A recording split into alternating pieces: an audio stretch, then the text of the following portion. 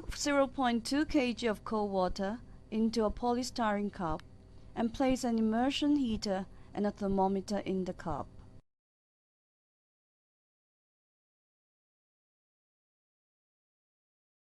Read the initial temperature of the water.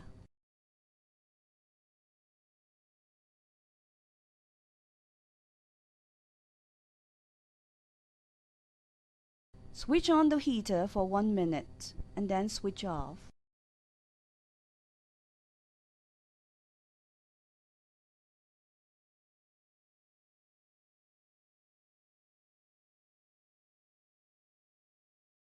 Stir the water and read the highest temperature reached.